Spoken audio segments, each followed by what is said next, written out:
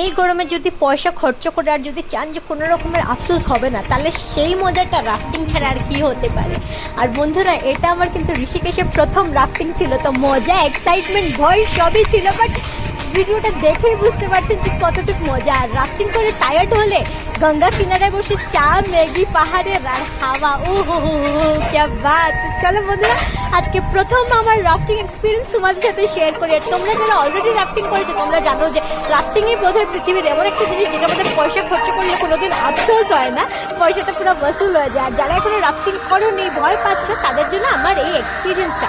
প্রথমে তো বলে রাখি, রাফটিং আমি যেটা জানতাম না, আমরা না জানাই কি হয়েছে, মিডিয়াম রাফটিংটা বুক হয়ে গেছে, ওরা নিজের থেকেই করেছে। বাট তোমরা যদি চাও যে হাই টাইড রাফটিং করতে পারো, মিডিয়াম টাইড রাফটিং করতে পারো, আর লো টাইড রাফটিং করতে পারো, এবং লক্ষ্মণ ঝুলা পর্যন্ত হাই টাইড রাফটিংয়ে যেতে পারে। প্রত্যেকটা রাফটিংয়ের যেমন 16 কিলোমিটার থেকে 18 কিলোমিটার পর্যন্ত হয়, এবং টাকা ডিপেন্ড করে, 500 টাকা থেকে 1500 টাকা পর্যন্ত আছে পার পার্সন। এটা যেটা আমি করেছিলাম, এটা 620 করে নিয়েছে পার পার্সন। এবং হাই রাফটিং যেটা লক্ষ্মণ ঝুলাতে নামাতো, সেটা ছিল 820 টাকা করে। কিন্তু যেহেতু ওরা জিজ্ঞেস করে, নাইলে নিশ্চয়ই আমরা হাই টাইডটাই প্রেফার করতাম, বাট এটাও কম মজা ছিল না।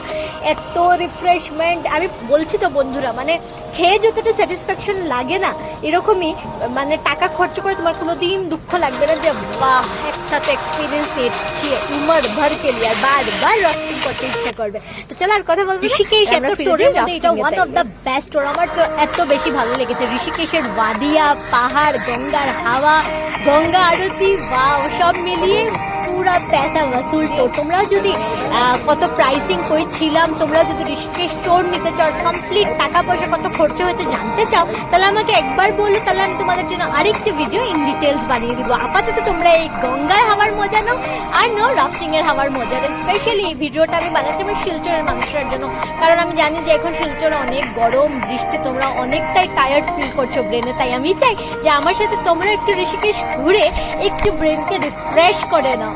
আর তোমাদের জন্য আরো ভালো ভালো ভিডিওস আমি আনতে থাকবো, যেটা দেখে তোমরা চটপট রিফ্রেশ হয়ে যাও। I love you all my viewers.